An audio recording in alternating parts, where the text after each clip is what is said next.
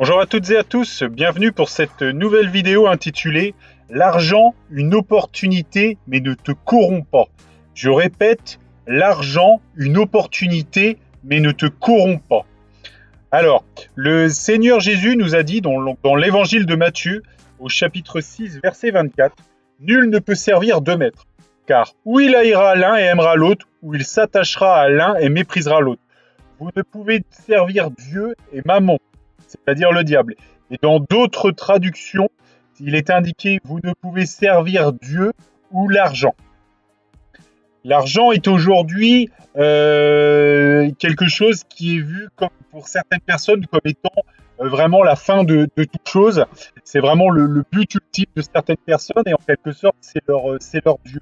Et c'est bien ce que le Seigneur Jésus a voulu nous dire dans cette parabole en nous disant nul ne peut servir deux maîtres. Soit on s'attachera à l'un, on méprisera l'autre et inversement. Et on ne peut s'attacher à Dieu et à la même temps au diable. C'est pas possible. Et donc on ne peut pas s'attacher aussi, selon d'autres traductions, à Dieu ou à l'argent. On va rentrer bien sûr un peu plus dans le détail dans différentes diapositives. Alors, l'argent, donc là, on va le dire déjà de manière décomplexée, l'argent bien sûr aide, elle peut aider, mais le royaume de Dieu est notre cible. C'est le royaume de Dieu qui est vraiment notre objectif. Notre objectif n'est pas de devenir riche, l'argent n'est vraiment qu'un moyen. Notre objectif n'est pas de devenir riche, mais d'être sauvé et de croire en Dieu, d'avoir la foi en Jésus-Christ. Je ne reviens pas sur le baptême, la repentance, etc. Mais vraiment, l'argent, oui, peut aider à faire de bonnes œuvres, etc. Mais vraiment, le but de notre vie, ça n'est pas d'avoir de l'argent, mais c'est d'avoir le Seigneur. C'est ça, il ne faut pas renverser les choses. Donc, on va lire donc des petites lectures. Alors, hop. Évangile de Matthieu, chapitre 6, versets 19 à 34. Ne vous amassez pas des trésors sur la terre où la teigne et la rouille détruisent et où les voleurs percent et dérobent. Mais amassez-vous des trésors dans le ciel où la teigne et la rouille ne détruisent point et où les voleurs ne percent ni ne dérobent. Car là où est ton trésor, là aussi sera ton cœur. L'œil est la lampe du corps. Si ton œil est en bon état, tout ton corps sera éclairé. Mais si ton œil est en mauvais état, tout ton corps sera dans les ténèbres. Si donc la lumière qui est en toi est ténèbres, combien seront grandes ces ténèbres ? Et là, on revient sur nul ne peut servir deux maîtres, car il haïra l'un ou aimera l'autre, ou il s'attachera à l'un et méprisera l'autre. Vous ne pouvez servir Dieu et Mammon. C'est pourquoi je vous dis, ne vous inquiétez pas pour votre vie de ce que vous mangerez, ou pour votre corps de quoi vous serez vêtu.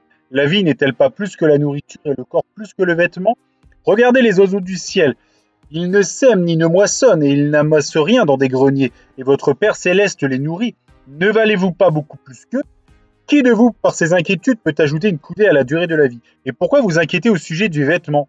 Considérez comment croissent les lys des champs. Ils ne travaillent ni ne filent.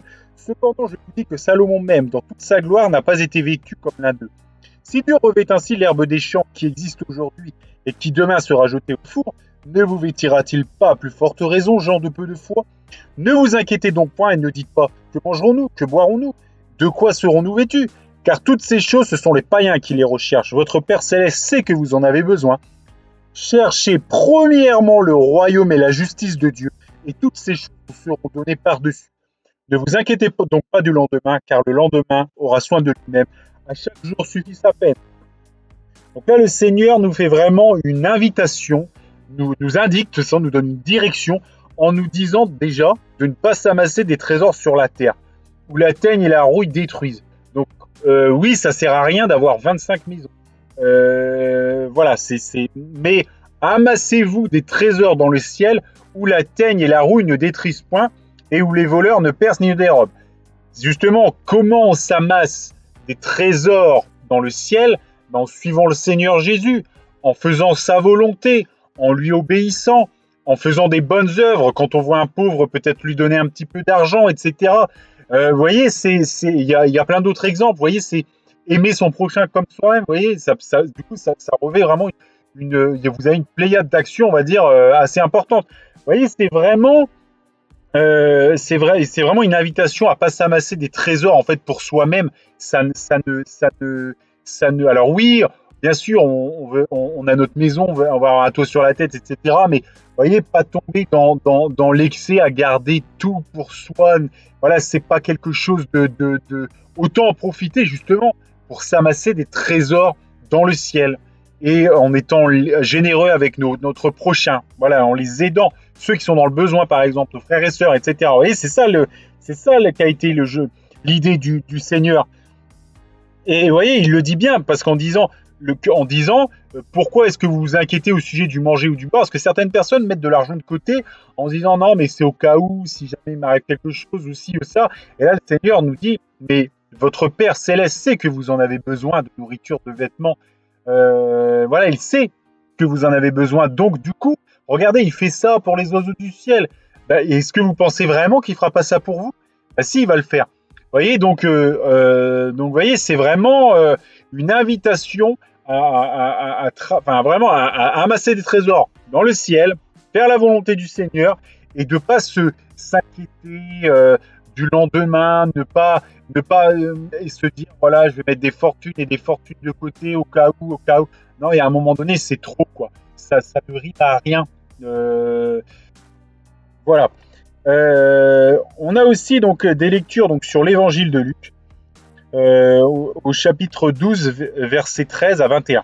Quelqu'un dit à Jésus au milieu de la foule: Maître, dis à mon frère de partager avec moi notre héritage. Jésus lui répondit: Ô homme, qui m'a établi pour être votre jour ou pour faire votre partage, votre juge, pardon, pour faire vos partages.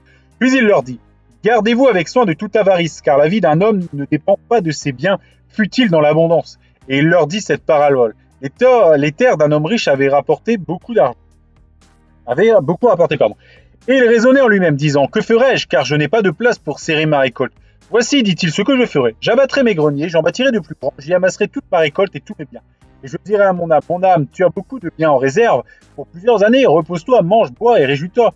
Mais Dieu lui dit: Insensé, cette nuit même, ton âme te sera redemandée. Et ce que tu as préparé, pour qui cela sera-t-il? Il en est ainsi de celui qui amasse des trésors pour lui-même et qui n'est pas riche pour Dieu. Donc, vous voyez, c'est vraiment un encouragement là. Vous voyez, il n'y a pas de problème sur le fait que la personne soit dans l'abondance. C'est pas le problème. Il n'y a pas de problème du fait qu'il réussisse. C'est pas un problème. Mais par contre, vous voyez, le raisonnement qu'a eu cette personne-là, il s'est dit, bah voilà, j'en ai carrément de trop pour moi, mais c'est pas grave.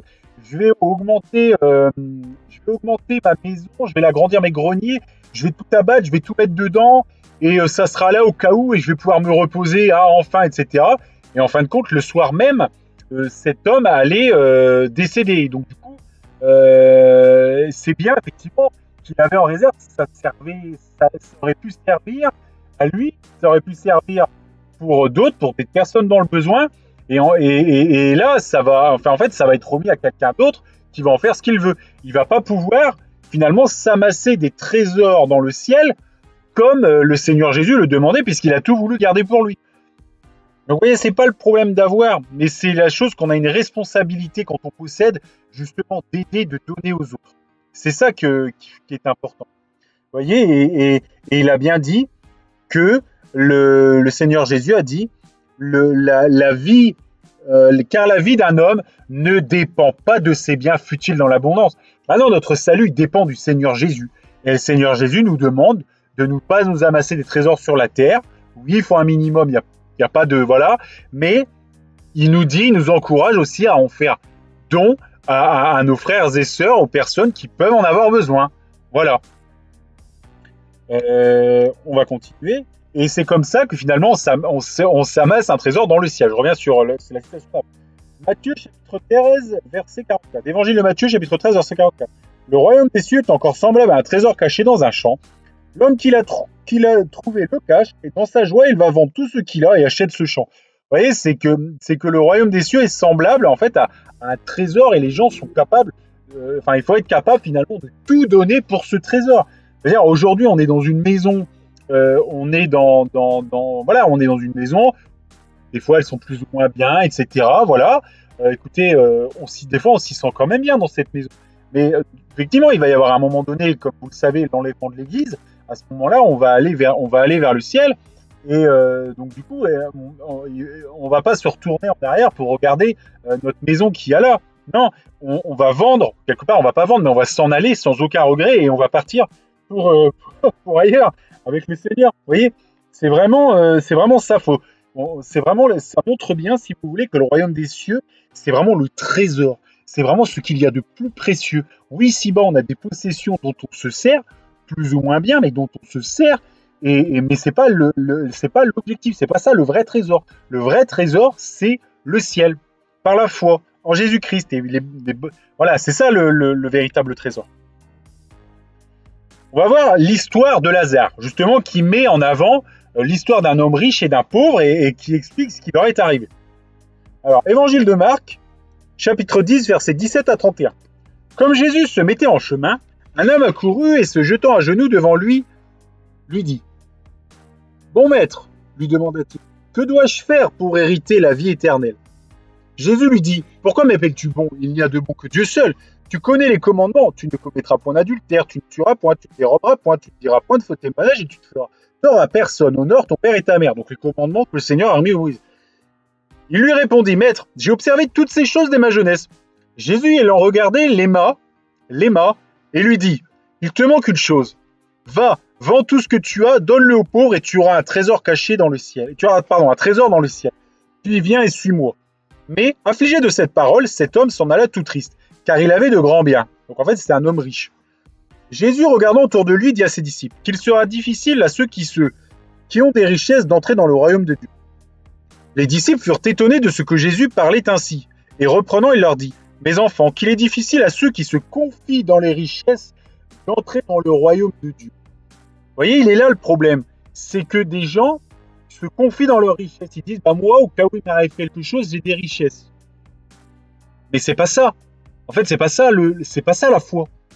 Au cas où moi il m'arrive quelque chose, oui, j'ai des richesses, mais ma vie, le fait que je sois debout aujourd'hui et que je vous parle, tout dépend du Seigneur. Donc en fait, la plus grande richesse, pas une richesse, mais la chose la plus importante, pardon, c'est le Seigneur, c'est la prière. Le Seigneur est là, le Seigneur nous écoute. Vous voyez, c'est ça il est difficile à ceux qui se confient dans les richesses. Il ne faut pas se confier dans nos richesses, il faut se confier au Seigneur. Vous voyez, l'argent, comme c'est un moyen pour acheter des choses, on peut peut-être parfois avoir le réflexe de se confier en ça. Et c'est pas ça du tout qu'il faut faire. Il faut se confier en Dieu, de prier, et c'est lui qui permet tout ce qui arrive. Voilà. Et vous voyez, il continue. Et il dit, il est plus facile à un chameau de passer par le trou d'une aiguille qu'à un riche d'entrer dans le royaume de Dieu. Forcément, plus vous êtes riche, plus les gens ont une tendance à se confier en leur richesse. Ils disent, ouais, moi, il peut rien m'arriver, j'ai ma carte bleue. Sauf que la santé, ça dépend pas d'une carte bleue. Vous voyez, et plein d'autres choses. Mais sauf que le problème, c'est que plus les gens sont riches, plus c'est une occasion de chute pour eux, parce que plus ils ont tendance à se confier dans cette richesse. Enfin bref, fin de l'aparté, excusez-moi. Les disciples furent encore plus étonnés, et ils se dirent les uns aux autres, et qui peut être sauvé? Je veux dire, c'est une réaction normale qu'ont les disciples, parce que eux-mêmes avaient peut-être un petit peu d'argent sur eux, il y avait Judas qui avait la bourse, etc. Mais voilà, ils savaient qu'il y avait de l'argent et qu'ils pouvaient quand même compter là-dessus, vous voyez. Et là, ils ont été très étonnés que le Seigneur dise ça. Forcément.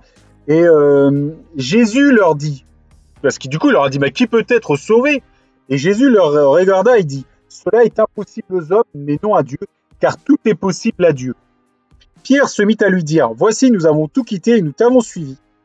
Jésus répondit, je vous le dis en vérité, il n'est personne qui ayant quitté à cause de moi, à cause de la bonne nouvelle, sa maison, ses frères, ses sœurs, sa mère, son père ou ses enfants ou ses terres, ne reçoivent au centuple présentement dans ce siècle-ci des maisons, des frères, des sœurs, des mères, des enfants, des biens, des terres avec des persécutions et dans le siècle à venir, la vie éternelle.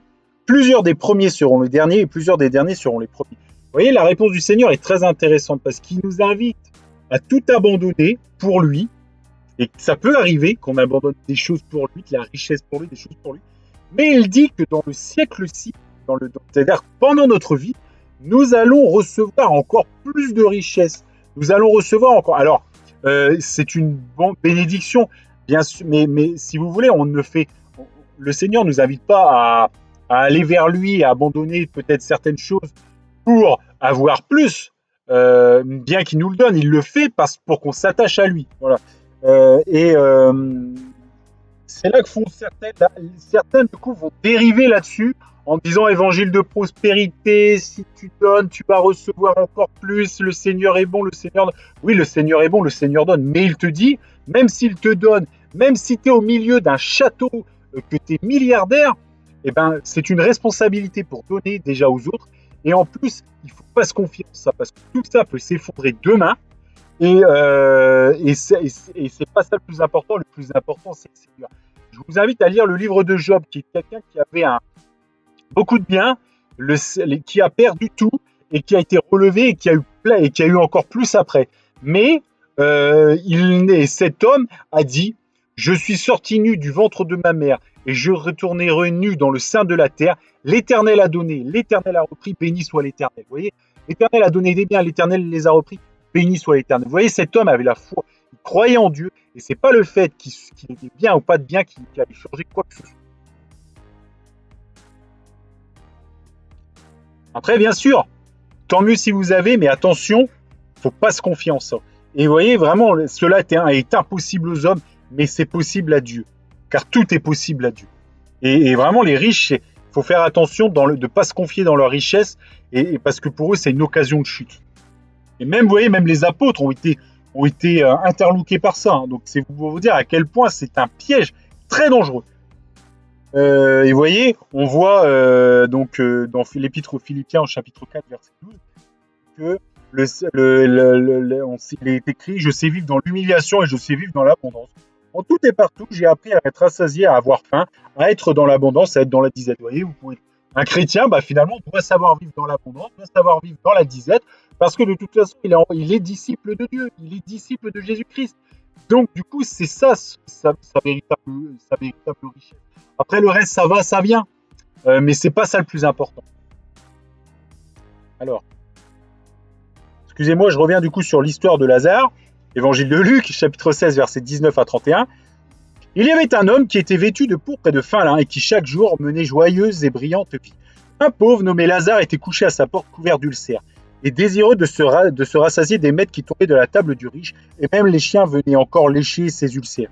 Le pauvre mourut et il fut porté par les anges dans le sein d'Abraham. Le riche mourut ainsi et il fut enseveli.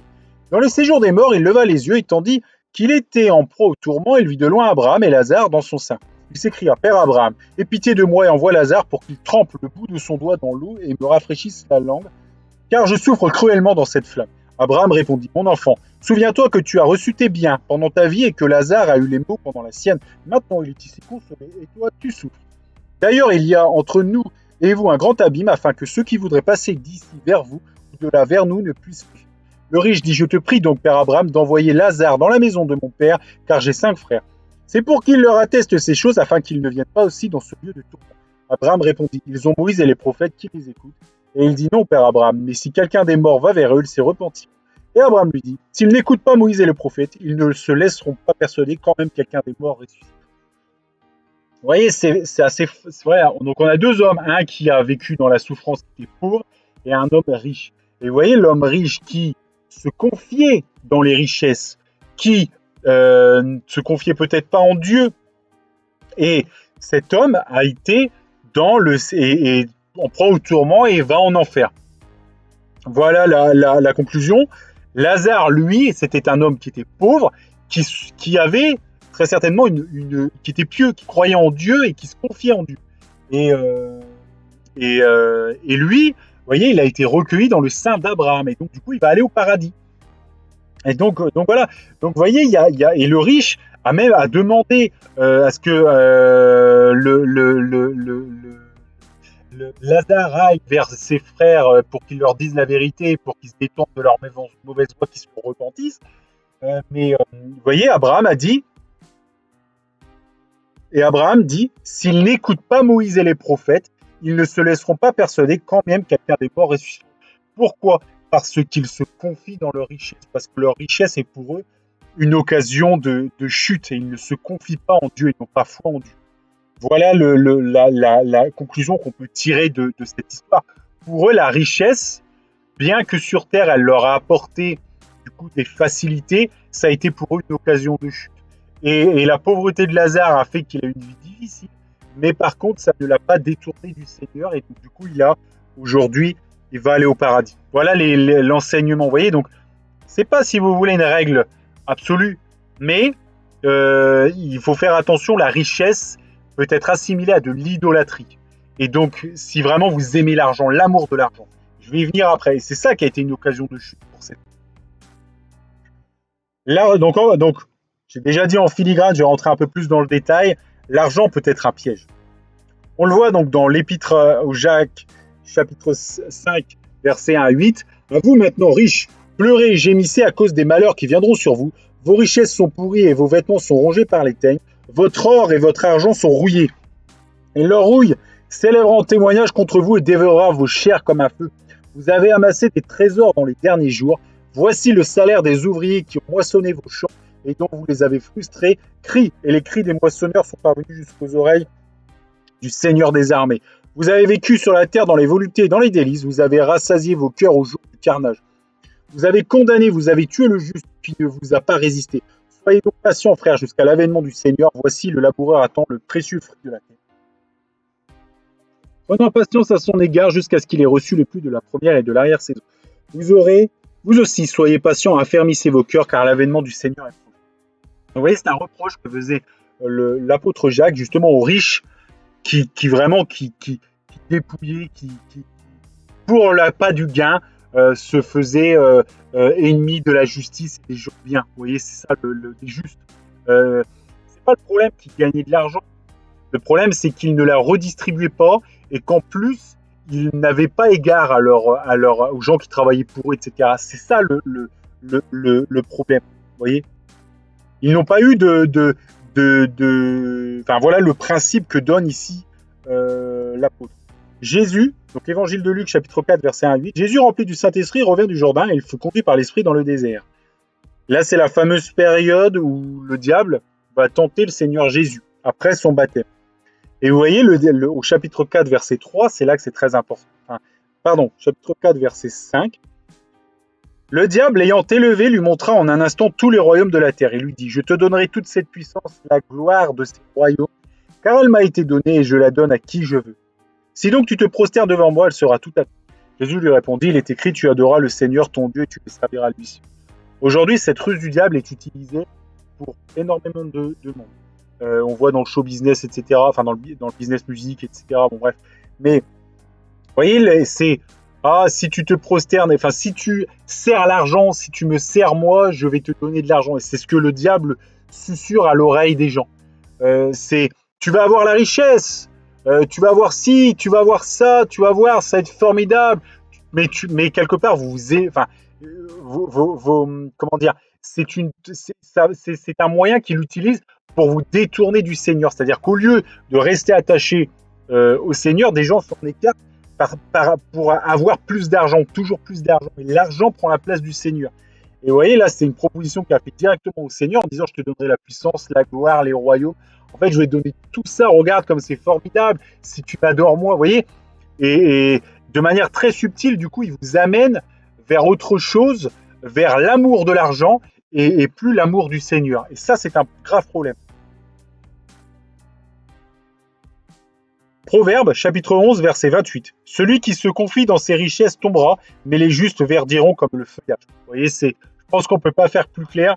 Il ne faut pas se confier dans ses richesses, mais en Dieu. Et on est justifié par Dieu. Mais les justes verdiront comme le feuillage. Merci Seigneur. On le voit aussi dans le livre de l'Apocalypse, où le Seigneur fait des reproches aux églises. Et il le dit au chapitre 3, versets 14 à 19. Écrit à l'ange de l'église de Laodicée, voici ce que dit l'Amen, le témoin fidèle et véritable, le commencement de la création de Dieu. Je connais tes œuvres, je sais que tu n'es ni froid ni bouillant, puisses-tu être froid ou bouillant. Ainsi, parce que tu es tiède et que tu n'es ni froid ni bouillant, je te vomirai de ma bouche. Parce que tu dis, je suis riche, je me suis enrichi, je n'ai besoin de rien, et parce que tu ne sais pas que tu es malheureux, misérable, pauvre, aveugle et nu, je te conseille d'acheter de moi de l'or éprouvé par le feu, afin que tu deviennes riche et des vêtements blancs, afin que tu sois vêtu et que la honte de ta nudité ne paraisse pas. et un collier pour oindre tes yeux afin que tu vois. Vous voyez, c'est vraiment le Seigneur, enfin, la personne, là, il disait, je suis enrichi, je suis riche, je suis enrichi, j'ai besoin de rien. Vous voyez, j'ai 4 maisons, j'ai ci, j'ai un peu d'argent sur mon compte, j'ai besoin de rien. Et vous voyez, il dit, parce que tu ne sais pas que tu es malheureux, misérable, pauvre, aveugle et nu.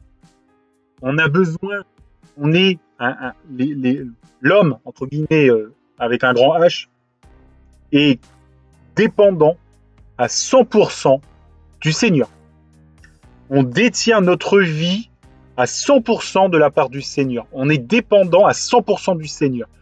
Le fait d'avoir une maison, le fait d'avoir de l'argent sur son compte, etc., ne changera jamais le fait qu'on est 100% dépendant du Seigneur. Donc, du coup, on se confie à 100% en notre Seigneur et pas dans l'argent. L'argent, c'est comme si on n'en avait pas, parce que demain, on peut partir. Ça sert, oui, ça sert aujourd'hui, on va s'acheter des trucs, tac, tac, tac, mais ça n'est qu'un moyen, pas la fin. Et on remercie le Seigneur de nous donner des mains pour travailler et avoir de l'argent. Première épître aux Timothée, chapitre 6, verset 10. Car l'amour de l'argent est une racine de tous les maux, et quelques-uns, en étant possédés, se sont égarés loin de la foi et se sont jetés eux-mêmes dans bien des tourments. Donc vous voyez, l'amour de l'argent, aimer de l'argent. Moi, je connais des gens, s'ils n'ont pas 5, 6 000, 2 000 euros sur leur compte bancaire de côté, ils ne se sentent pas bien. Alors, c'est pas qu'ils en ont besoin, c'est que s'ils n'ont pas cet argent sur leur compte, ils ne se sentent pas bien. Pourquoi ? Parce que ils ne savent pas, mais l'argent est leur Dieu. Et c'est parce qu'ils ont de l'argent sur ce compte qu'ils se sentent bien. Voilà, ils se confient dans leur richesse, voyez, et ils aiment l'argent. Et ouais, la Bible dit, c'est une racine de tous les maux. Combien vous avez de gens qui commencent à vouloir une maison, 2 maisons, 3 maisons, 4 maisons, plus. L'homme aujourd'hui veut plus, toujours plus, et ils se jettent eux-mêmes dans bien des tourments. Il arrive la faillite, malheureusement, arrivent des choses un peu terribles, et les gens, ils sont démolis. Là, on parle beaucoup en ce moment d'inflation, etc. Là, les gens, ils commencent à se poser des questions par rapport à l'argent. Ils en ont moins, ils en ont plus. Enfin, vous voyez, ils commencent à se sentir mal à l'aise. Mais l'argent, c'est ça. L'argent, ça va, ça vient. Si c'est là, c'est bien. Si c'est pas là, bah c'est pas là. De toute façon, ça changera rien sur notre foi dans le Seigneur. C'est ça qui compte.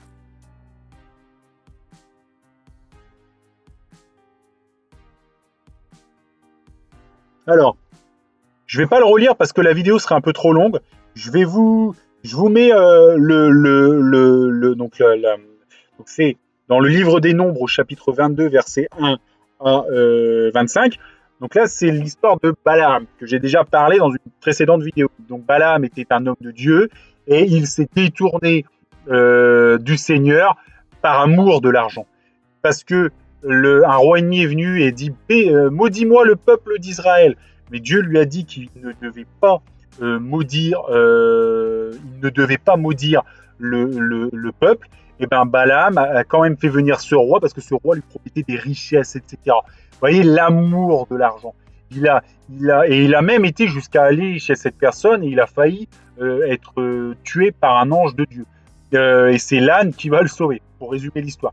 Vous voyez, donc c'est vraiment l'amour de l'argent, vraiment. Vous voyez, il voulait de l'argent et il a dit non, mais attendez, je vais redemander à Dieu. Non, mais je vais redemander à Dieu. Il voulait que Dieu fasse ce qu'il veut pour avoir de l'argent. Vous voyez, et là, c'est là qu'il a commis une faute.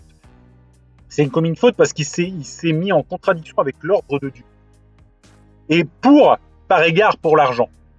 Aujourd'hui, dans nos travail, on gagne de l'argent. Maintenant, effectivement, si Dieu nous a demandé de ne pas faire certaines choses et que dans notre travail, on est en train d'essayer de nous les faire faire, c'est à nous de nous y opposer. Parce qu'on ne va pas faire des mauvaises choses juste pour avoir de l'argent. Vous voyez, ça c'est là qu'est notre responsabilité.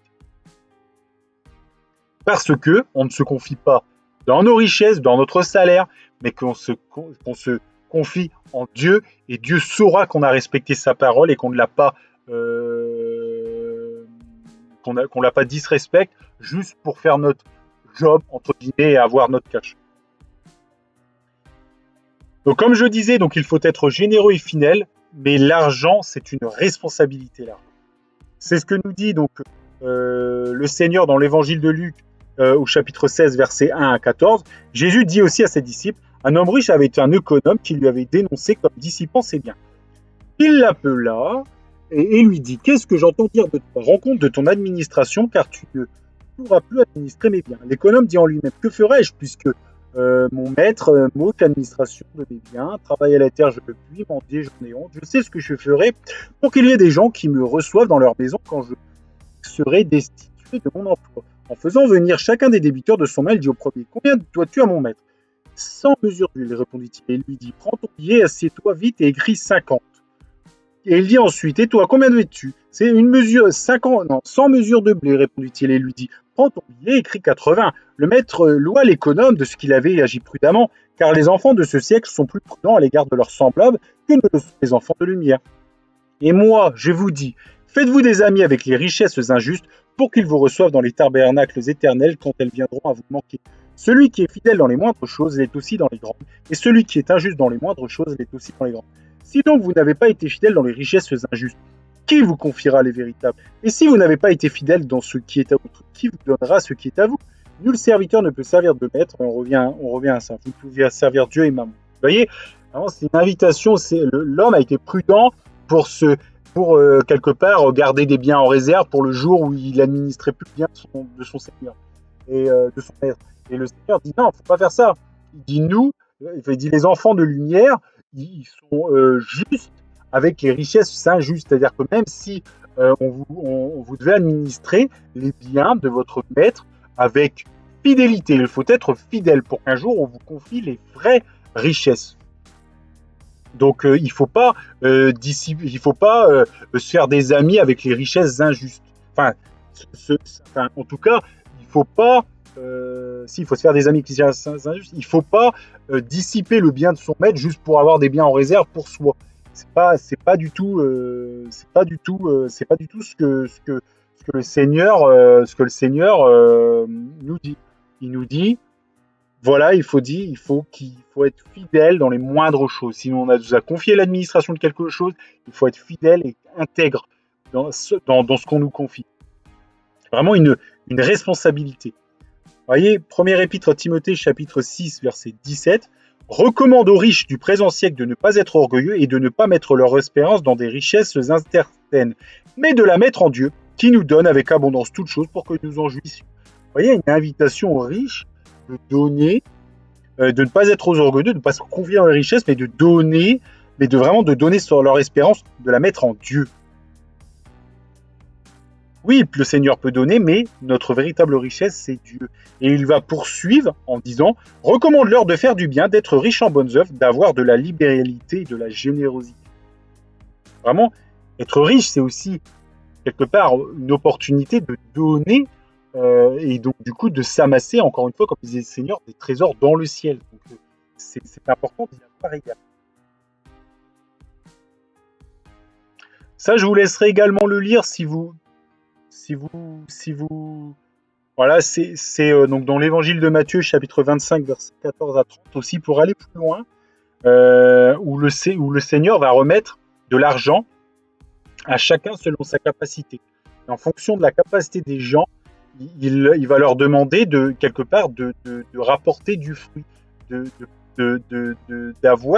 faire de la richesse, enfin de faire des œuvres, etc. Et à chacun selon sa capacité. Et on a cette responsabilité de porter du fruit. Et l'argent peut être un moyen aussi pour porter du fruit. Voilà, c'est pour ça que je l'ai mis dans cette vidéo. On continue et on va toucher une chose aussi extrêmement importante, le don à l'Église et au culte. Alors, second épître de Timothée, chapitre 3, verset 1 à 4. Sache que dans les derniers jours, il y aura des temps difficiles, car les hommes sont égoïstes, amis de l'argent, fanfarons, hautains, blasphémateurs, rebelles à leurs parents, ingrats et religieux, insensibles, déloyaux, calomniateurs, intempérants, cruels, ennemis des gens de bien, traîtres, emportés, enflés d'orgueil, aimant le plaisir plus que Dieu. On nous dit amis de l'argent. Donc finalement, que les gens aujourd'hui soient peut-être radins, etc., on peut peut-être dire ça comme ça, n'en sois pas étonnés, le Seigneur l'avait annoncé. Et justement, nous qui sommes enfants de Dieu, il ne faut pas qu'on soit amis de l'argent, et en plus, il faut qu'on soit riche en bonnes œuvres. Et vraiment, dans le premier épître aux Corinthiens, chapitre 9, verset 11, on nous dit « Si nous avons semé parmi vous les biens spirituels, est-ce une grosse affaire si nous moissonnons vos biens temporels ?» Et il va poursuivre en disant « Si d'autres jouissent de ce droit sur vous, n'est-ce pas plutôt à nous d'en jouir? Mais nous n'avons point usé de ce droit, au contraire, nous souffrons tout afin de ne pas créer d'embûche à l'évangile. Ne savez-vous pas que ceux qui remplissent les fonctions sacrées sont nourris par le temple, que ceux qui servent à l'autel partent à l'autel? De même aussi, le Seigneur a ordonné à ceux qui annoncent l'évangile de vivre de l'évangile. Pour moi, je n'ai usé d'aucun de ces droits, et ce n'est pas afin de les réclamer en ma faveur que j'écris ainsi, car j'aimerais mieux mourir que de me laisser enlever ce sujet de gloire. » Donc Paul avait fait le choix de ne pas moissonner les biens temporels des personnes. Il en a moissonné un petit peu, on lui a fait des dons, etc. Mais il n'a pas édicté de règles à proprement parler de donation. Mais il dit, la règle de base, c'est que le Seigneur a dit que ceux qui annoncent l'évangile doivent vivre de l'évangile. Et donc, comment ils vivent de l'évangile? Par les dons des fidèles. Et c'est notre responsabilité de fidèles de donner, selon nos moyens, de donner à l'Église, de donner au culte, pour assurer la mission de notre pasteur, etc., pour qu'il ait les moyens temporels de travailler, aussi de semer des biens spirituels. Et on voit donc à l'Épître aux Romains, chapitre 10, verset 14, où on comprend encore plus notre responsabilité, où on nous dit « Comment donc invoqueront-ils celui en qui ils n'ont pas cru? Et comment croiront-ils en celui dont ils n'ont pas entendu parler? Et comment en entendent-ils parler s'il n'y a personne qui prêche ?»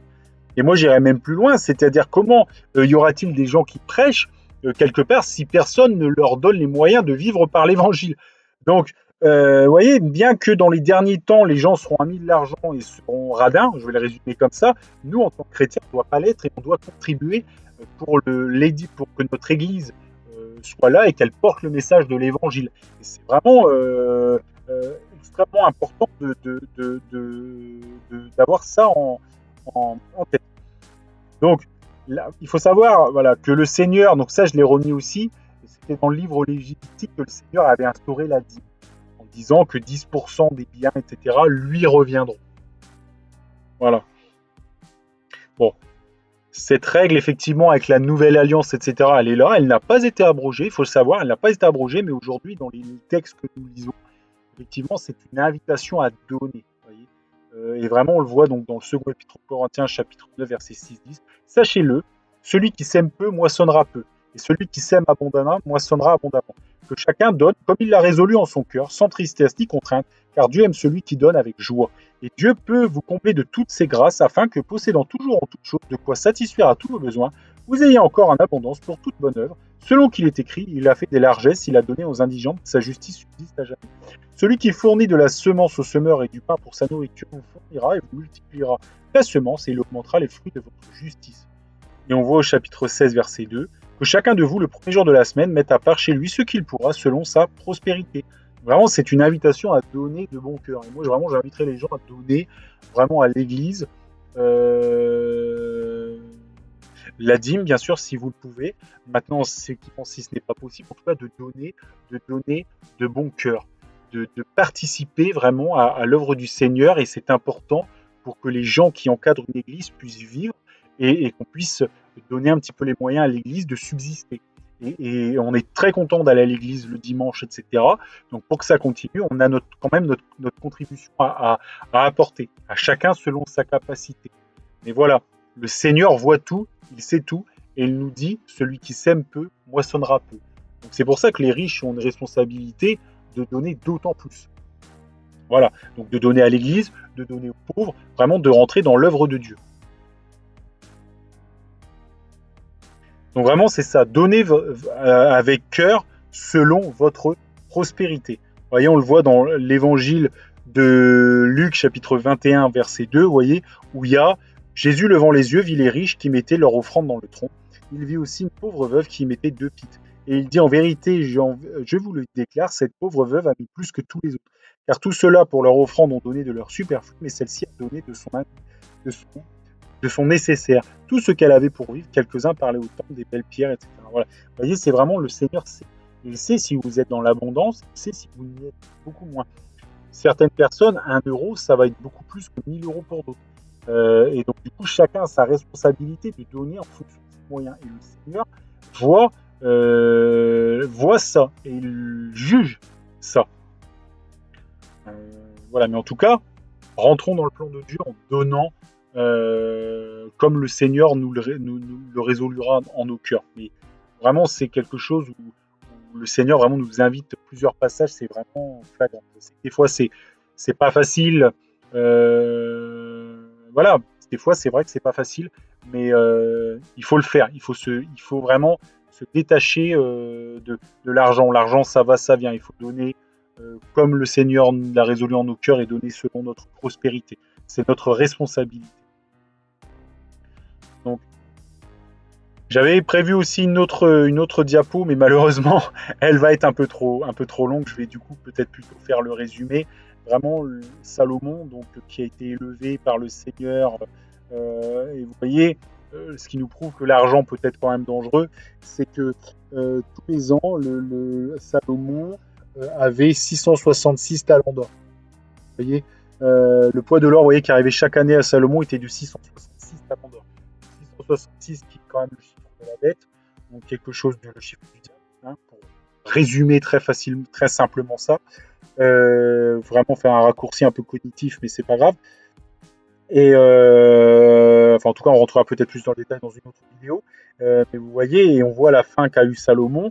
Justement, il a dépensé de l'argent pour créer des statues aux Baal, etc., aux Astartés, etc., pour faire de l'idolâtrie, parce que les femmes avaient incliné son cœur vers ça, et le Seigneur, bien sûr, a vu ça d'un très mauvais œil, parce que le Seigneur demande qu'on se confie en lui, qu'on croit en lui.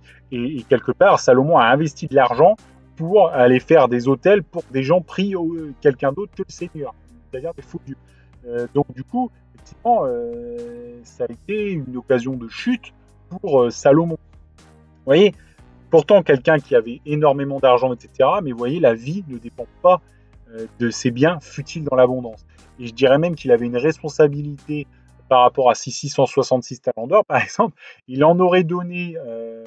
il aurait justement, il serait entré dans le schéma du Seigneur et aurait dépensé cet argent pour l'œuvre du Seigneur, il se serait amassé encore des trésors dans le ciel. Vous voyez ? Donc vraiment, l'argent est une responsabilité et un moyen. Dieu nous appelle à être riches pour de bonnes œuvres, mais vraiment, ça n'est qu'un moyen. Aujourd'hui, vous savez, aujourd'hui, on entend beaucoup, on le voit. Il y a de la monnaie qui se dématérialise, l'inflation, etc. On voit qu'en fait, l'argent, c'est ça. Enfin, voilà, ça va, ça vient, ça n'est qu'un moyen pour faire quelque chose. Et vous voyez, demain, maintenant, on nous parle de Bitcoin, on nous parle de. Vous voyez, l'argent, ça se transforme, ça évolue. Ça. Vous voyez, c'est pas quelque chose de quand bien même des hommes, des païens qui se confient dans ça, vous voyez bien que tout peut tomber d'un coup. Je veux dire, voilà, les gens mettent leur action en bourse, etc. Demain, la société fait faillite, les mecs, ils perdent tout. Donc en fait, l'argent, c'est absolument pas un refuge, absolument pas. La santé peut tomber, enfin, vous voyez, donc vraiment, c'est le Seigneur qui est notre refuge. C'est le Seigneur dont il faut qu'on se confie, et il nous appelle à être riches pour de bonnes œuvres. Et j'espère que vous, et à être, voilà, à donner, en tout cas à l'Église, au culte, etc. Et j'espère que selon votre prospérité, et en tout cas, j'espère que cette vidéo sera un petit réveil par rapport à ça, parce que à ne pas donner à nos églises, nos églises, malheureusement, des fois certaines ferment, etc. Et donc, du coup, ça devient très difficile pour se réunir et pour dispenser la parole de Dieu. Je vous rappelle que là où 2 ou 3 chrétiens s'assemblent, le Seigneur a dit « Je suis au milieu d'eux ». Si plus personne se rassemble, ça serait tragique. Voilà, donc nous avons cette responsabilité individuelle pour nos églises. Voilà. Que Dieu vous bénisse dans le nom de Jésus.